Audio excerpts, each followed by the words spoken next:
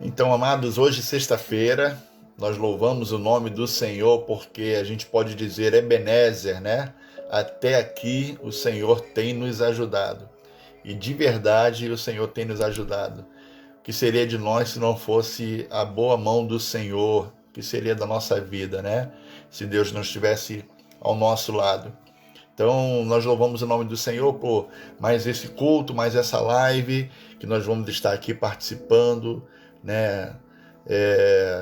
Que Deus possa nos abençoar na ministração da palavra, que Deus possa abençoar a tua vida, que está também aí participando e estará recebendo essa palavra no seu coração. Então, que o Senhor possa abençoar a cada um de nós muitíssimamente, grandemente, poderosamente, que o Senhor possa nos abençoar com esse culto, né? A gente tem que olhar para aquilo que Deus tem feito por nós e sermos cada vez mais gratos, né?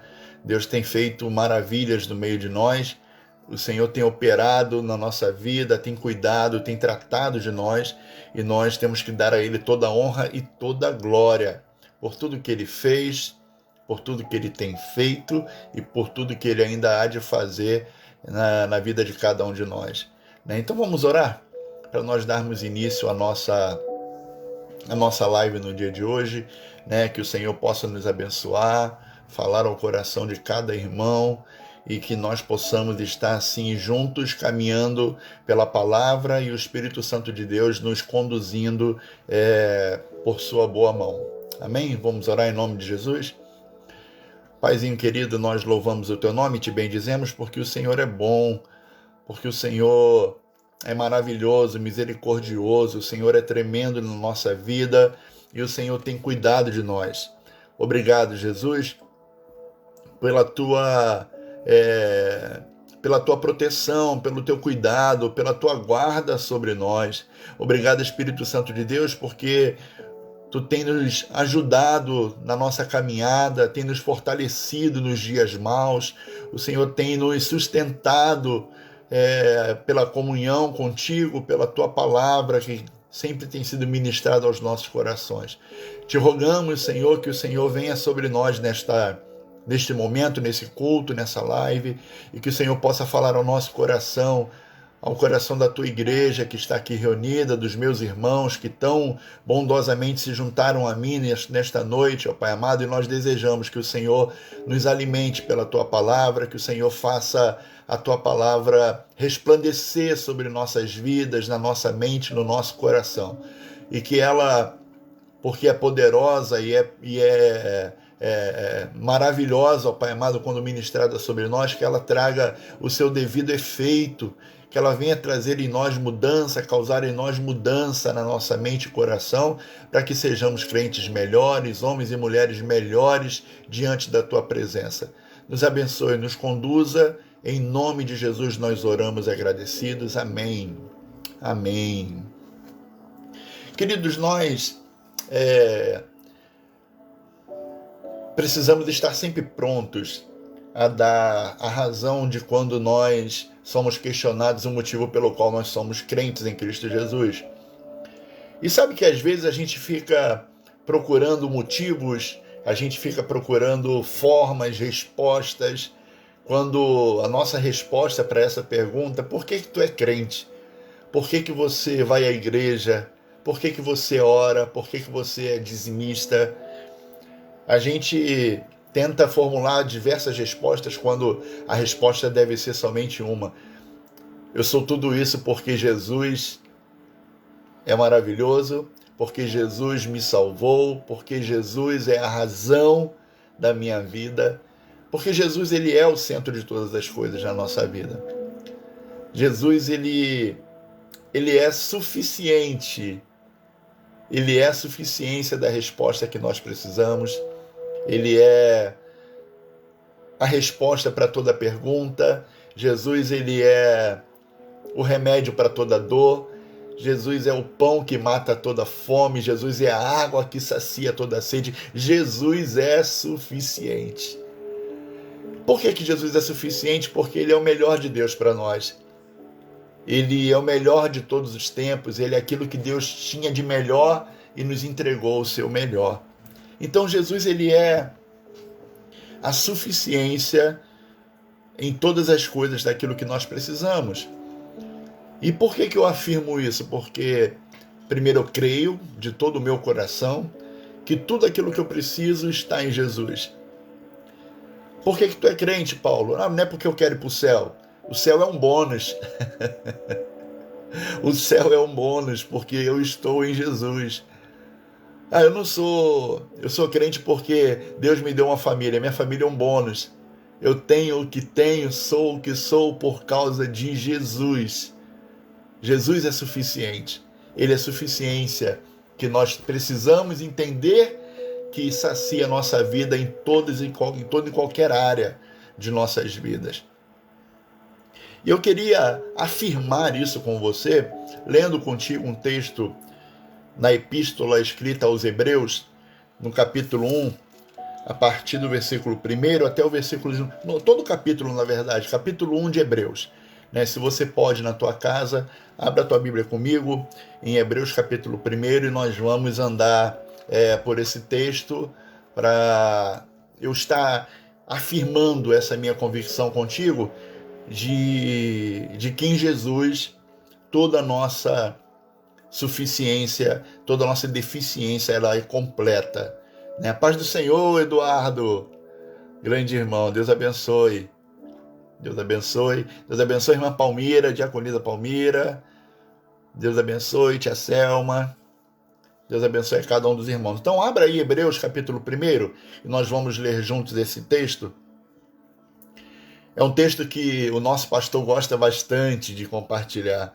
É o texto maravilhoso de Hebreus capítulo 1, a partir do versículo 1, que diz assim: Havendo Deus outrora falado, muitas vezes e de muitas maneiras, aos pais pelos profetas, nestes últimos dias nos falou pelo Filho, a quem constituiu o herdeiro de todas as coisas, pelo qual também fez o universo.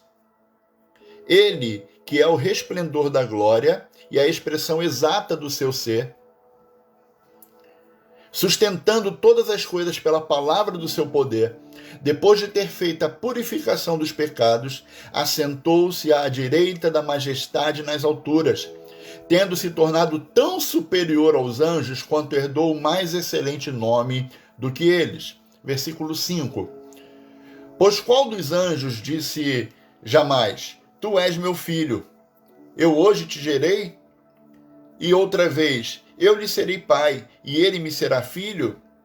E novamente, ao introduzir o primogênito no mundo, Deus diz: e todos os anjos de Deus o adorem. Versículo 7.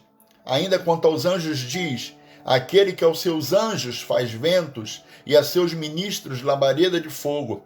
Mas acerca do Filho: o teu trono, ó Deus, é para todo sempre, e cetro de equidade é o cetro do seu reino. Amaste a justiça e odiaste a iniquidade. Por isso, Deus, o teu Deus, te ungiu com o óleo de alegria como a nenhum dos teus companheiros. Ainda no princípio, Senhor, lançaste os fundamentos da terra, e os céus são obras das tuas mãos. Eles perecerão, tu, porém, permaneces. Sim, todos eles envelhecerão qual veste.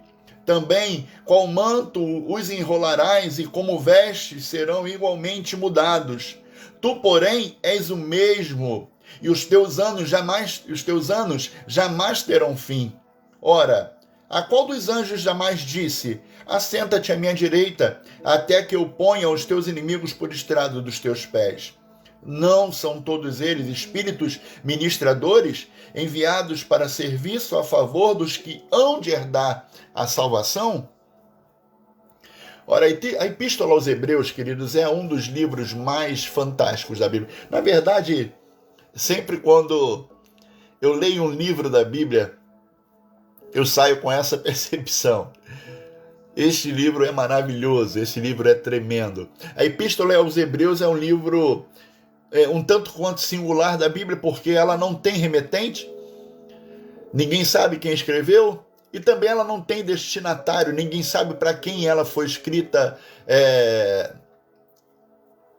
Então ela torna-se um livro excepcional, um livro diferente de todos os livros da Escritura. Um livro que a epístola foi escrita por volta do ano 70 depois de Cristo, com a intenção, com o propósito de firmar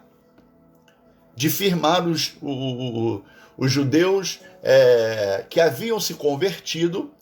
Os judeus aceitavam que outrora viviam debaixo da lei, viviam debaixo dos profetas, viviam pela lei de Moisés. Eles então conheceram a Cristo, se converteram ao cristianismo e deixaram o judaísmo de lado e começaram a seguir a Jesus.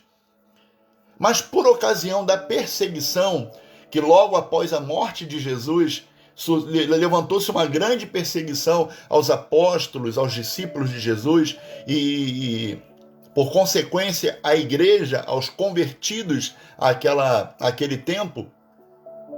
Alguns dos judeus, por medo de morrerem, por medo da perseguição, estavam abandonando o cristianismo e voltando para o judaísmo. Voltando para aquela prática antiga que eles tinham na sua vida, com medo da morte. Então essa carta aqui, essa epístola foi escrita basicamente para incentivar os judeus daquele tempo, né, primeiro século, da igreja primitiva, a terem uma fidelidade a Cristo, a se apegarem à nova aliança, mostrando que Jesus era o novo, o último e superior sacerdote a todos aqueles que o antecederam. A gente não sabe, meu amado, o autor de Hebreus efetivamente quem é, mas possivelmente alguém que, se não foi o apóstolo Paulo, alguém que tenha andado juntamente com ele, pela forma de falar, pelo raciocínio, pelo argumento, né, lembra muito Paulo, apóstolo dos gentios. Uma coisa é certa, quanto à epístola aos Hebreus, se a gente não sabe quem foi o escritor, se a gente não sabe para quem ela foi escrita, a gente, lendo as suas linhas, a gente tem uma certeza absoluta.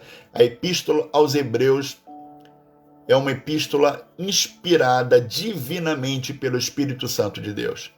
Verdadeiramente é a palavra de Deus revelada. Então a gente já entende que a epístola ela foi escrita com esse propósito de mostrar, de trazer a fidelidade no coração dos judeus do primeiro século e que eles estivessem cada vez mais agarrados à nova aliança, ao cristianismo. Né? E aí ele mostra aqui Jesus como sendo o novo, último e superior sacerdote. Em Hebreus, Cristo ele é superior a todos. Superior aos profetas, superior a Moisés, superior à ordem arônica, superior às leis, superior aos anjos. Cristo, ele é superior, e isso aqui mostra a epístola aos Hebreus. O Antigo Testamento admitiu o caráter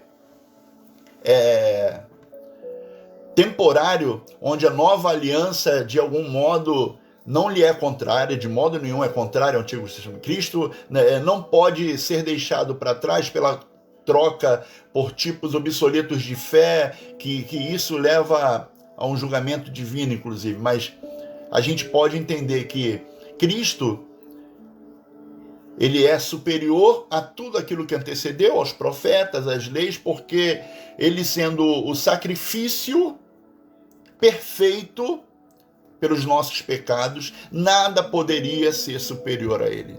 Por que Jesus veio?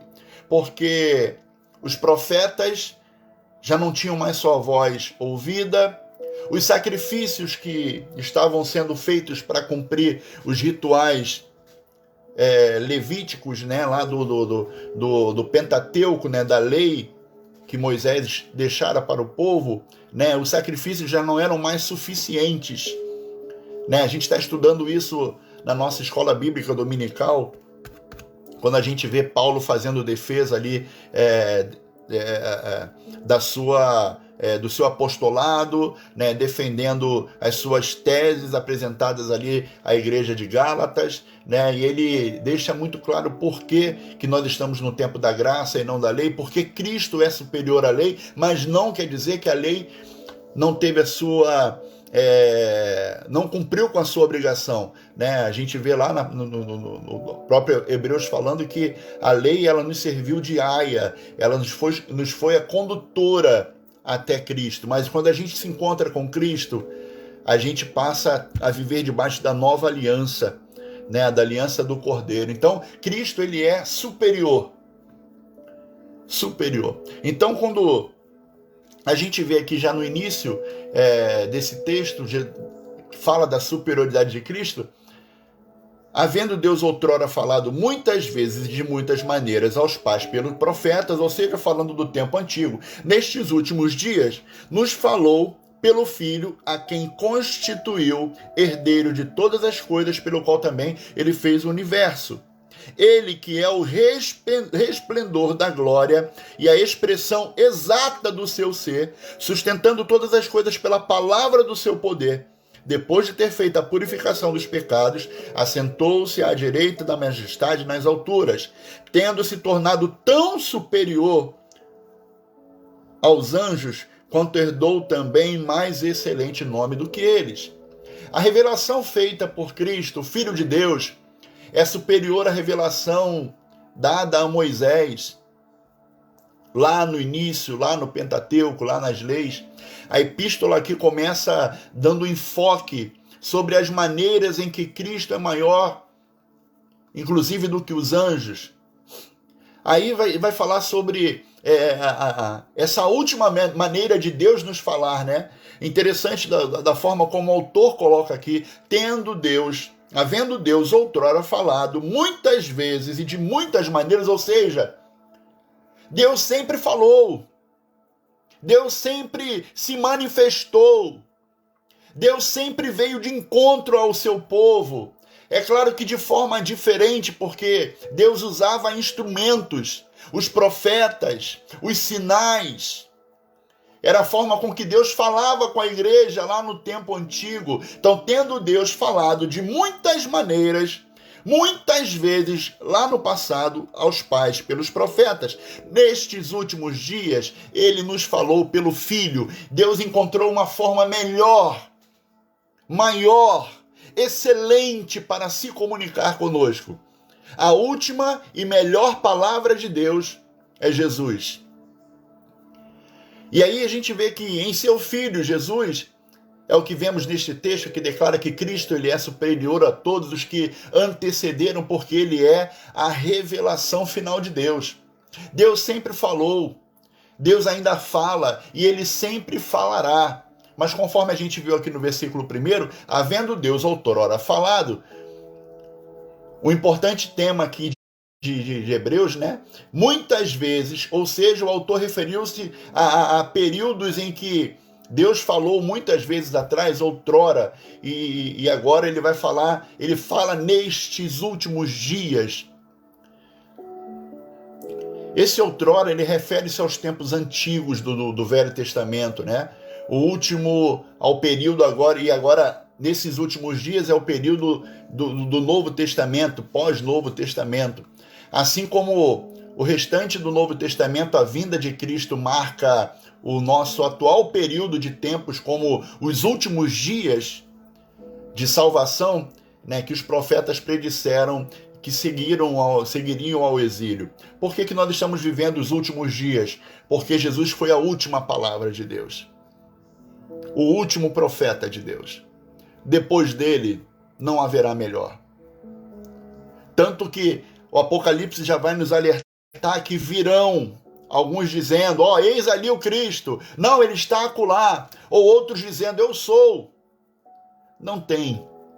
Depois de Jesus não haverá. A última palavra de Deus para a humanidade, para a igreja, para nós, é Jesus. Por isso nós estamos vivendo os últimos dias. Por isso nós estamos vivendo o tempo do fim. Porque imagina que você quer construir uma casa E aí você começa com uma equipe de pedreiro, engenheiro, mestre de construção, serventes, e aí eles começam a fazer um trabalho. E aquele trabalho, você vê que à medida que o tempo vai passando, não tá bom, não está legal, e você, opa, vou trocar, vou tirar essa equipe que não está dando o resultado esperado e vou colocar uma outra equipe, você contrata uma outra equipe. E aquela equipe que agora está fazendo o trabalho, possa ser que no início está fazendo um trabalho, uma coisa legal, um trabalho bacana, mas chega em determinado momento que ela não começa a mais satisfazer o teu desejo com relação àquela construção, e você diz, eu vou trocar, vou botar outra equipe. Mas quando Jesus vem, quando Deus quer voltar a ter uma integração com o homem, porque a nossa relação com Deus foi quebrada lá no Éden, por conta de quando entrou o pecado no mundo, nós tínhamos uma ligação com Deus. Adão via o Senhor, falava face a face com Deus, mas aí quando entrou o pecado, nós perdemos esse direito. O próprio Adão denuncia isso. Quando, depois de pecar, ele e Eva, olharam para si e viram que estavam nus, e pegaram folhas e tentaram cobrir a sua nudez, e quando escutaram a voz de Deus, ou os passos de Deus, andando pelo jardim do Éden para se encontrar com ele, com vergonha de Deus, se esconderam. Se esconderam em Deus, é claro que sabendo onde eles estavam, Deus pergunta para eles e diz, Adão, onde estás? E Adão, estou aqui, Senhor. Mas por que você está escondido? É porque eu tive vergonha do Senhor e me escondi. O pecado do homem nos afasta de Deus. Mas Deus, pelo seu amor, não quis se afastar totalmente do homem para que o homem de todo não se perdesse. Então Deus tentou pelos profetas, Deus mandou sinais lá quando tira o povo de Deus, quando tira o seu povo do Egito. Deus conduz o povo através de Moisés e Deus manifestava a sua presença. De noite, uma coluna de fogo guiava o povo pelo deserto. Durante o dia, uma nuvem levava o povo numa direção. A presença de Deus estava ali. Mas mesmo assim o povo continuou rejeitando. Mesmo assim o povo continuava voltando à velha prática do pecado. Então Deus entendeu que pelos profetas, pelos sinais, pelos instrumentos, que Deus até usou a arca da aliança como símbolo da sua presença. Onde a arca estava, Deus estava, era a presença de Deus manifesta. Mas mesmo assim o povo pecava, mesmo assim o povo se voltava, dava as costas para Deus. Então Deus disse, eu vou falar de uma vez por todas, mas de uma forma melhor, em que não dá para ser substituída. E Deus manda Jesus, tendo Deus falado muitas vezes, outrora, tendo Deus falado muitas vezes, de muitas maneiras, aos pais, pelos profetas. Nestes últimos dias, ele nos falou pelo Filho. Nós estamos vivendo o melhor tempo, porque nós temos acesso a Jesus. Fala conosco através do seu Filho, o último, o melhor, o sumo sacerdote. Por isso Jesus, ele é a resposta para todas as nossas interrogações. Por isso Jesus é a resposta para todos os nossos questionamentos. Por isso Jesus é o remédio para todos os nossos medos, para todas as nossas inquietações. A suficiência de Jesus, o melhor de Deus para nós. O livro de Hebreus, ele é considerado por alguns teólogos, alguns estudiosos, eles o consideram, não pode denominá-lo, mas eles consideram que o livro de Hebreus, ele é o quinto evangelho.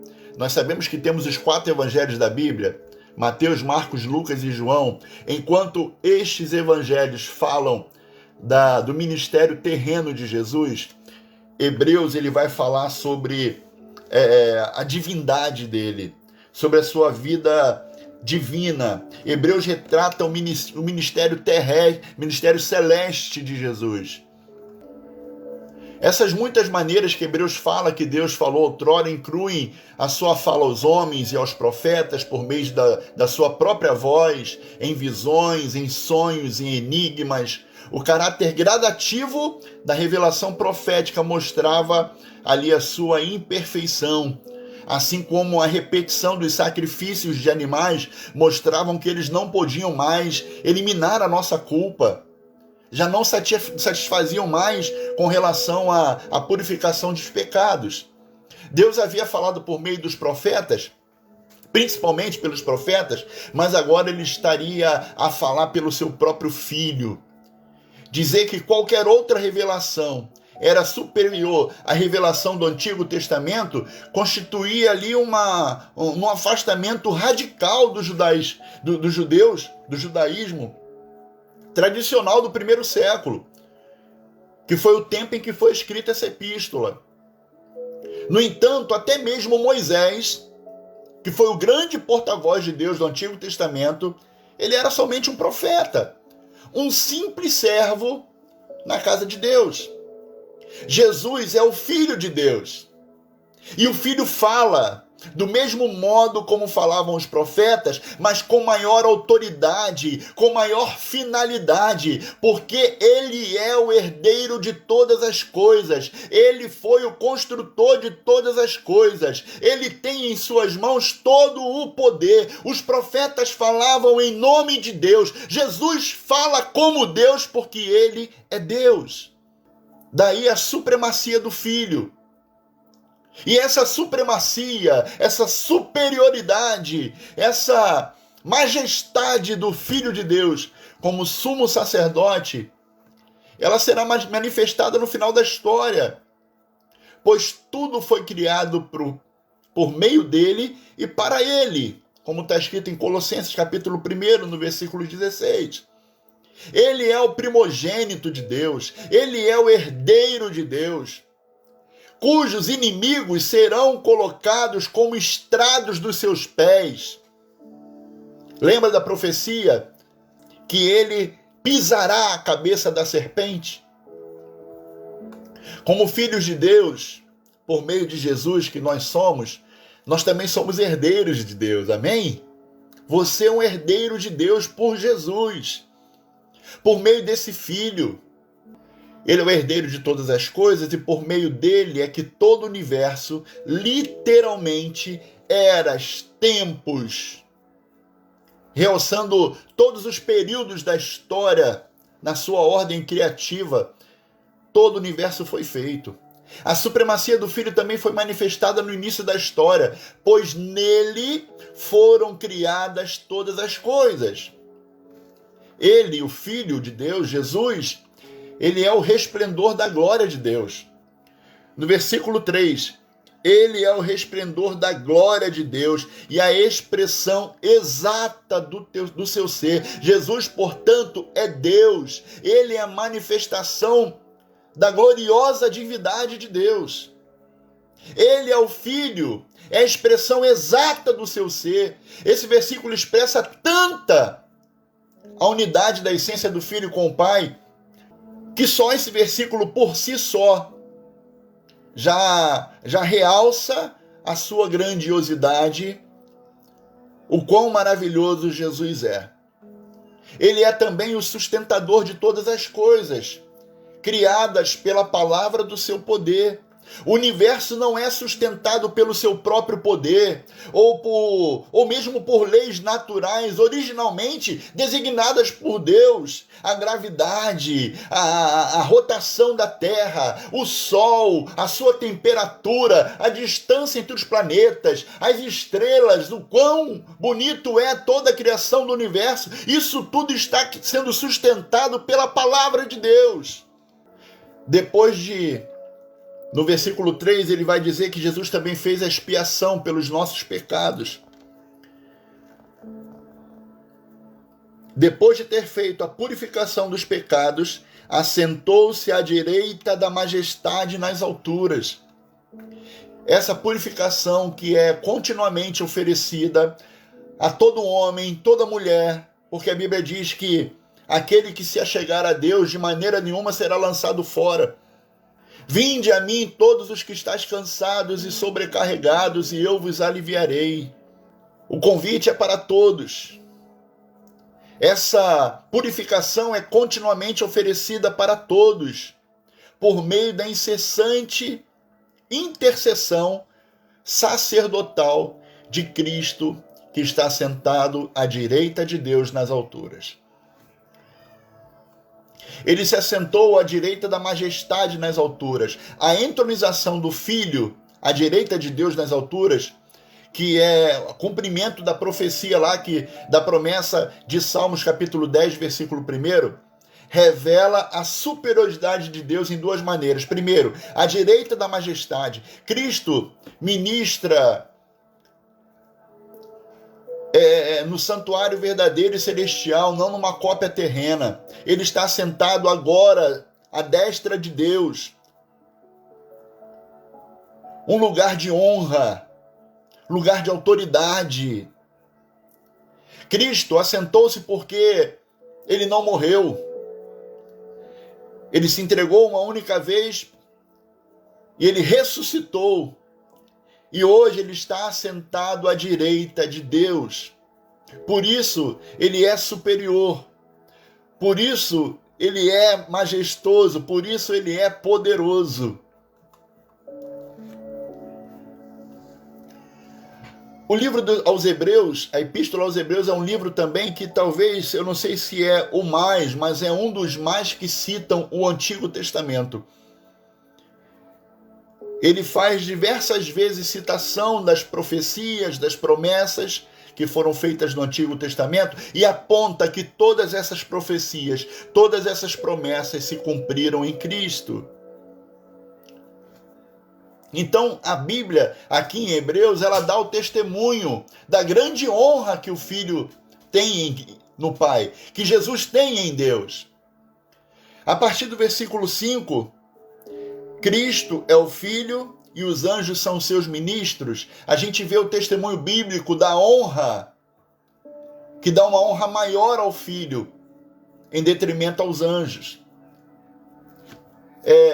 Numa das escolas bíblicas dominicais que nós tivemos nesses últimos dias, eu me lembro de uma palavra que o presbítero Wagner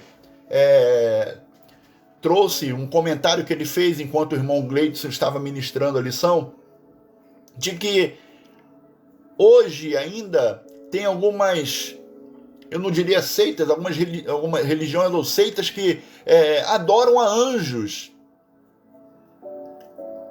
Não se pode adorar os anjos. Não se deve adorar os anjos. Adoração só a Deus. Adoração só a Jesus. Porque Jesus é superior aos anjos também. Ele é superior aos profetas. Ele é superior... foi superior aos juízes que ministraram lá com a autoridade de Deus no Antigo Testamento. E hoje ele é superior aos anjos, porque os anjos ministram no nosso meio, mas sob a autoridade de Jesus.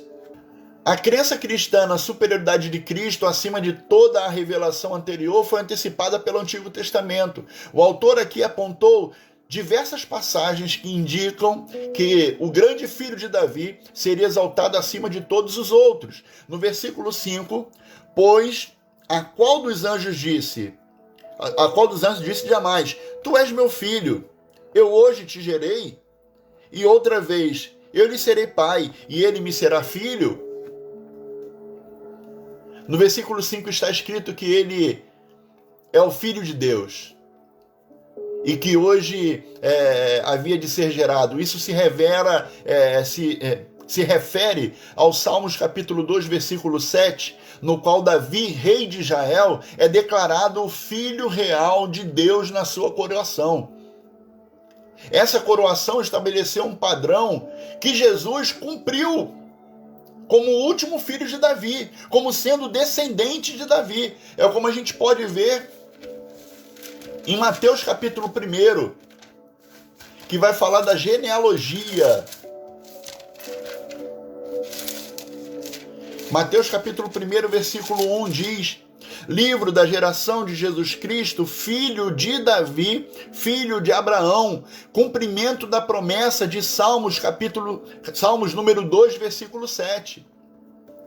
A segunda pessoa da Trindade, que é Jesus, e tem sido desde a eternidade o eterno Filho de Deus. Não houve um tempo no qual ele se tornou o Filho do Pai nesse sentido. No entanto, Deus, Pai, declarou que Jesus era o Filho real na ocasião do batismo de Jesus, em Mateus capítulo 3, versículo 17.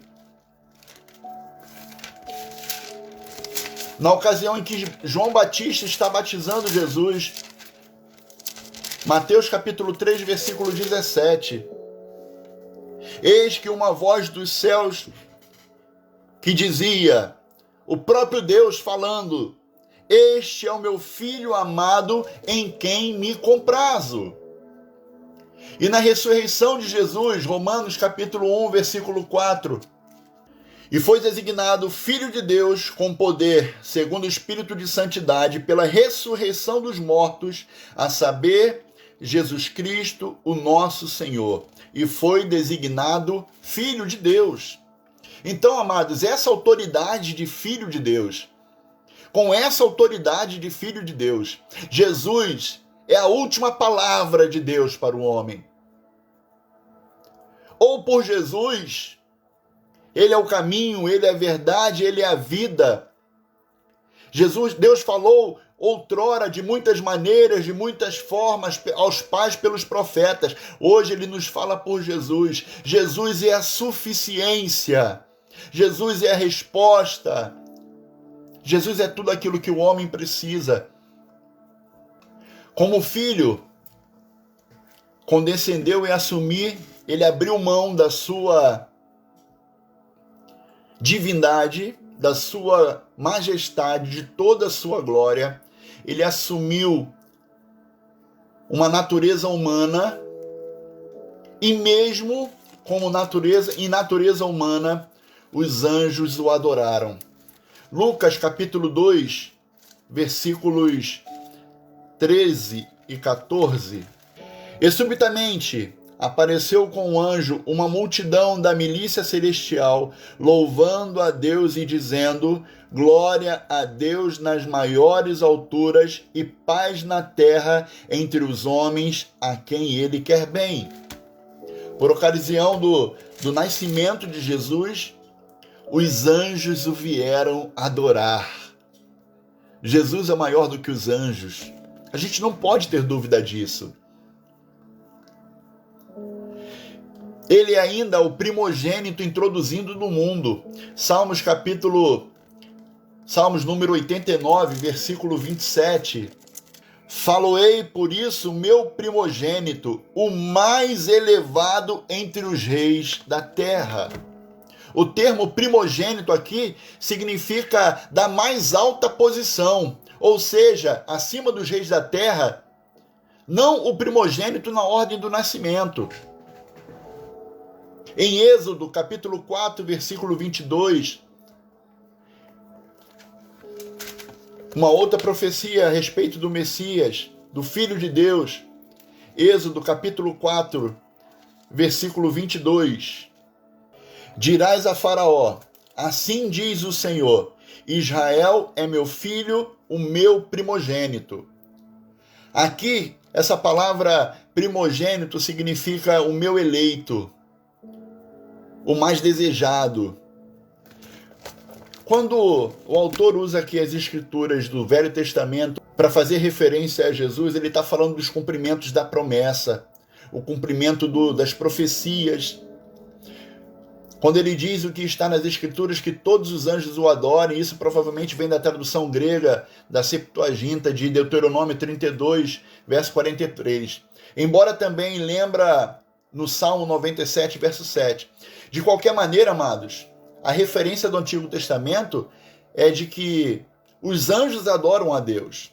Ao explicar essas palavras a Jesus, o autor explica que indicou que cria uma plena divindade de Cristo. que cria na plena divindade de Cristo, como Jesus sendo o Filho de Deus. Depois aqui no versículo 7 de Hebreus capítulo 1, ainda quanto aos anjos diz, aquele que aos seus anjos faz ventos e aos seus ministros labareda de fogo. Ele está fazendo aqui uma referência ao Salmo de número 104, versículo 4. Fazes aos teus anjos ventos e a teus ministros labaredas de fogo. Ventos, um termo grego que também pode ser traduzido como espíritos. E labareda associam aqui os anjos com a mutabilidade do mundo criado em contraste com a eternidade do Filho de Deus. A ideia principal que o autor aos Hebreus está querendo passar é que os anjos estão muito abaixo do último e real Filho de Davi, que está sentado no trono celestial, em contraste com a entronização do Filho, no versículos 8 e 9. Mas acerca do Filho, o seu trono, ó Deus, é para todo sempre, e cetro de equidade é o cetro do teu reino. Amaste a justiça e odiaste a iniquidade. Por isso Deus, o teu Deus, te ungiu com óleo de alegria, como a nenhum dos teus companheiros. Os anjos são simplesmente servos. Quando ele diz a respeito do Filho, o teu trono, ó Deus, subsiste para todo sempre, cetro de equidade é o cetro do teu reino, amas a justiça e odeias a iniquidade, por isso Deus, o teu Deus, escolheu-te dentre os teus companheiros, ungindo-te com óleo de alegria. Ele está se referindo ao Salmo de número 45, versículos 6 e 7. O teu trono, ó Deus, é para todo sempre, cetro de equidade é o cetro do teu reino. Amas a justiça e odeias a iniquidade, por isso Deus, o teu Deus, te ungiu com óleo de alegria, como a nenhum dos teus companheiros. Onde ele faz relação a esse salmo, onde a celebração de um casamento real idealizava a casa de Davi, e desse modo antecipava a realidade que viria com o último filho, Jesus, aquele que se refere ao verdadeiro Filho, com as palavras, ó Deus, é Ele mesmo, Deus, o teu Deus. A respeito da obediência, amados, e justiça do Filho, a gente vai ver lá no capítulo 4 de Hebreus, no capítulo 5, verso 8, no capítulo 7, verso 26. A perfeita obediência de Jesus tornou-o muito superior, não somente aos anjos, mas a todos os outros filhos de Davi. Aqui nos versos 10 e 12 de Hebreus, capítulo 1, ainda no princípio, Senhor, lançaste os fundamentos da terra, e os céus são obras das tuas mãos. Eles perecerão, tu, porém, permaneces sim, todos eles envelhecerão qual veste. Também qual manto os enrolarás, e como vestes serão igualmente mudados. Tu, porém, és o mesmo, e os teus anos jamais terão fim. Ele cita aqui uma outra passagem de Salmos, número 102, versículo 25 ao 27, que fala que de Jeová que é aplicado a Jesus a causa de sua plena divindade. Tudo foi criado no seu devido tempo e vai envelhecer no seu devido tempo. Todas as coisas criadas passarão. Os céus e a terra passarão, como diz na palavra. Porém, Deus vai permanecer para sempre o mesmo, imutável. Esse texto trata da imutabilidade e da existência eterna do Filho de Deus, que são a essência do seu caráter divino. Por meio dele, de Jesus, a herança dos cristãos permanecerá para sempre. As promessas de Deus para nós, queridos, são tão tremendas que a gente não deveria se abalar pelas coisas dessa vida, que são totalmente passageiras e muitas das vezes apenas contingenciais, pontuais, como a satisfação de desejos, vontades passageiras do nosso corpo, desejos da nossa alma. Essas coisas nos satisfazem apenas por um tempo, apenas durante esta vida. Mas Jesus, que é o mesmo ontem, hoje e o será para todo sempre, ele nos satisfaz de forma plena.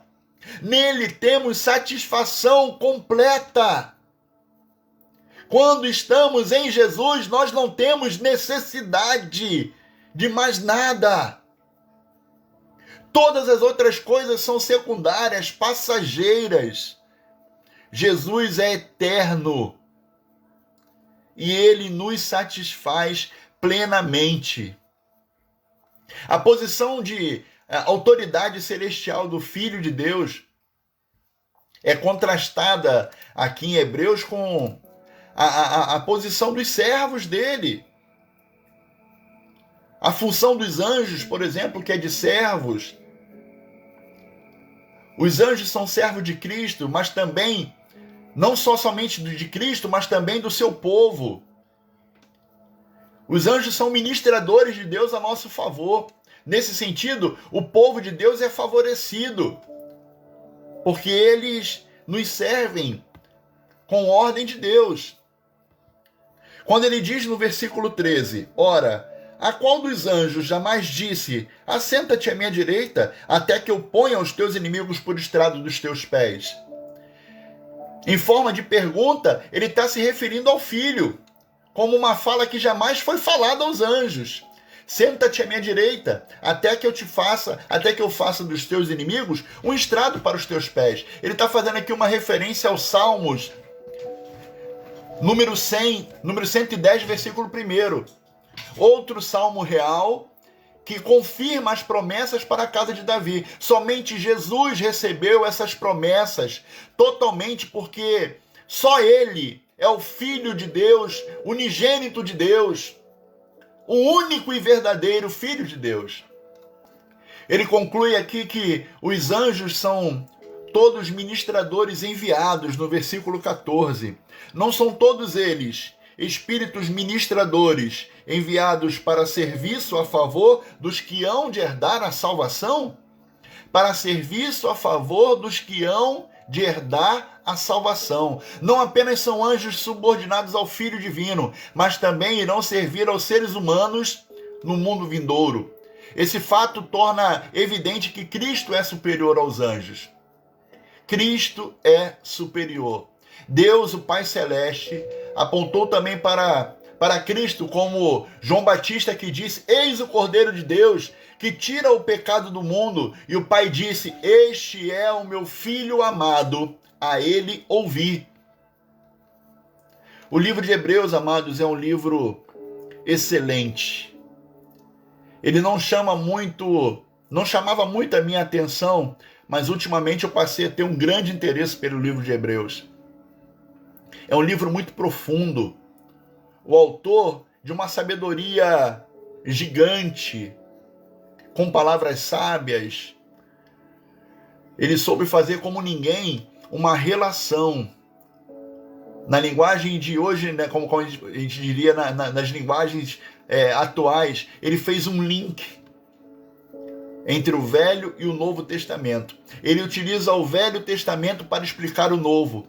Jesus veio para trazer algo novo. O novo completa o velho. O novo é o cumprimento do velho. O novo, ele é explicado através do velho. Portanto, Jesus, que foi apresentado, o Filho de Deus, se manifestou como Filho de Deus, viveu como Filho de Deus. Ele é a resposta, ele é a suficiência.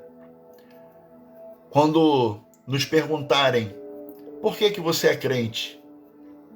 Por que você vai à igreja? Por que é que você dizima? Por que é que você acredita em Deus? Você não precisa ficar procurando respostas. A única resposta e suficiente é: eu sou tudo isso por causa de Jesus. porque eu não merecia ser isso. Eu não merecia estar na igreja.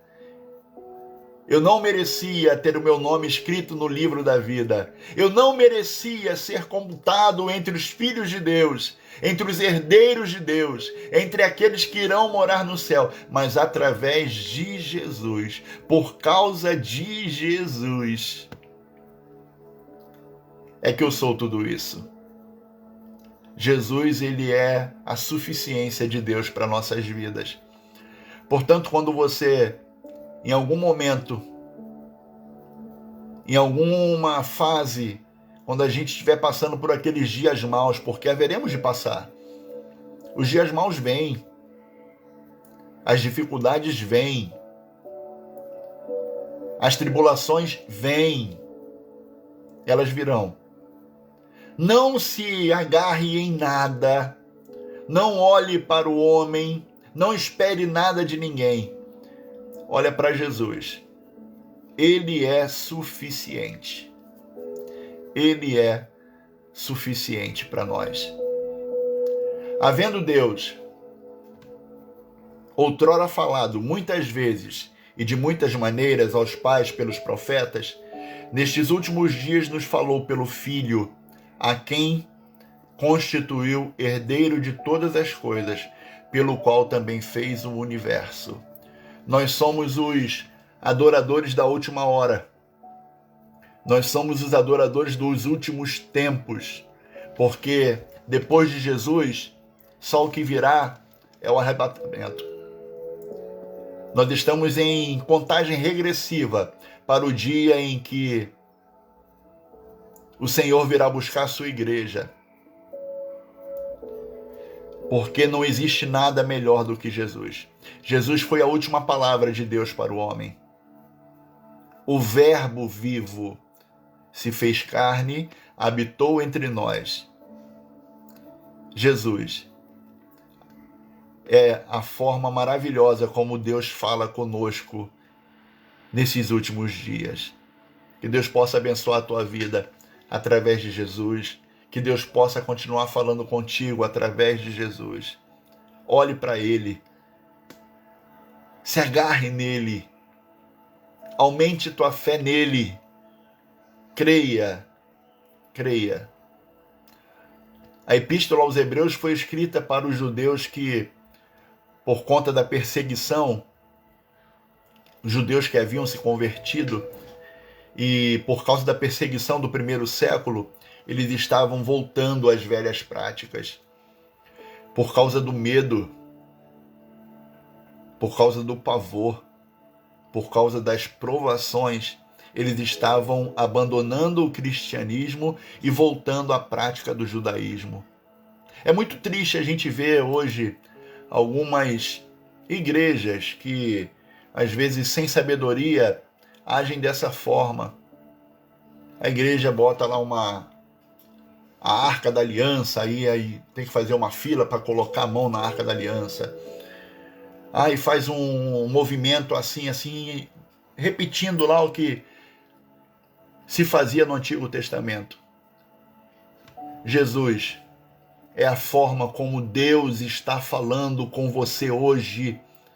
Jesus é a forma como Deus fala com a igreja hoje. Ele nos fala pelo Filho. E a gente vai olhar para Jesus e a gente vai encontrar resposta para todas as coisas. Você tem interrogação na tua mente? Você tem interrogações no teu coração? Jesus, ele é a resposta. Olha para ele. Olha para ele. Herdeiro de todas as coisas, pelo qual também fez o universo. Ele é o resplendor da glória. É a expressão exata do seu ser.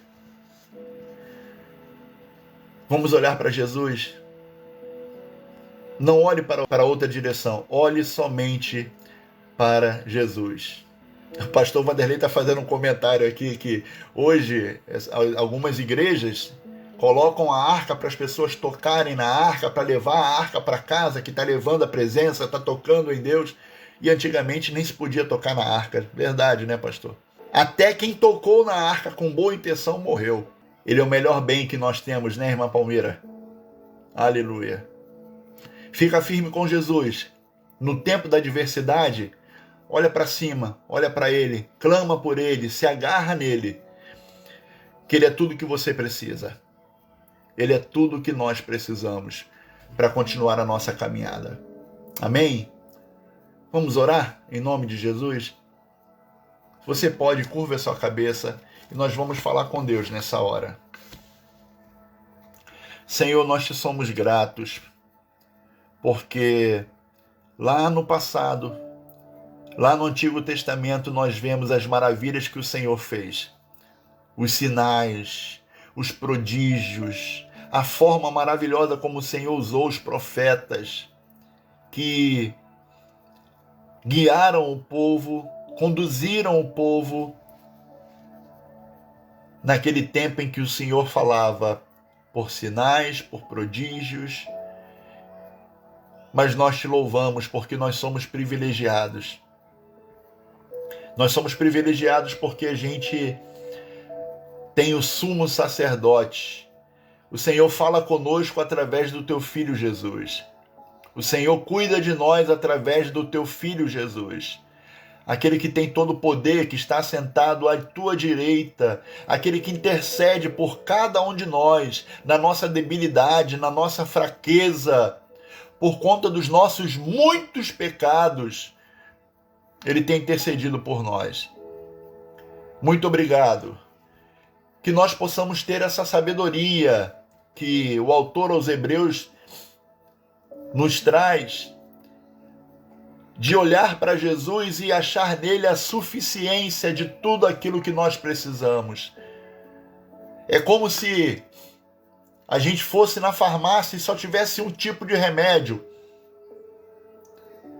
O mesmo remédio para dor de cabeça, o mesmo remédio para dor na coluna, o mesmo remédio para hipertensão, é o mesmo remédio para dores, para todos os males. Jesus, Ele é a resposta para tudo aquilo que nós precisamos na nossa vida. Louvado seja o teu nome, Senhor, porque o Senhor mandou o melhor para nós. E nós louvamos o teu nome porque o Verbo se fez carne, habitou entre nós, nos amou, nos deu exemplo, se entregou por nós e ressuscitou por nós. Obrigado, Jesus, por tão grande amor, em que o Senhor cumpriu a sua missão. O Filho do Homem veio buscar e salvar aquele que estava perdido e nós fomos achados. Louvado seja o teu nome, Deus. Louvado seja o teu nome, Deus. Muito obrigado por Jesus. Muito obrigado por teu Filho ter nos alcançado e ter nos tornado filhos de Deus também. Nós fomos adotados através de Jesus, por causa do muito grande amor que Ele teve por nós. Continua falando conosco, Senhor. Continua nos guiando. Continua conduzindo a tua igreja. Continua dando palavra. Continua falando através da tua palavra conosco, Senhor. Através do teu Filho amado Jesus. Nós louvamos o teu nome e te agradecemos. Em nome de Jesus oramos. Amém, Jesus. Amém. Deus te abençoe, meu irmão. Que Deus fortaleça a tua vida e você continue olhando para Jesus. Ele é o melhor bem que nós temos. Se a gente não podia tocar na arca, a gente pode tocar em Jesus. Uma mulher tocou nele e foi curada. Então toque pela fé no melhor de Deus para nós, que é Jesus. Amém? E no domingo, a gente tem escola bíblica dominical. Vamos para a igreja, amados. Escola bíblica dominical é lugar de crescimento. É lugar de se alimentar e ficar forte. Fortalecer o nosso espírito. A gente fortalece o nosso espírito aprendendo a palavra, lendo a palavra, aprendendo e praticando. Então vamos à escola bíblica dominical, domingo pela manhã às 9 horas. Amém? Deus abençoe a tua vida. Até a próxima live, se Deus quiser. Tá bom? A paz a todos.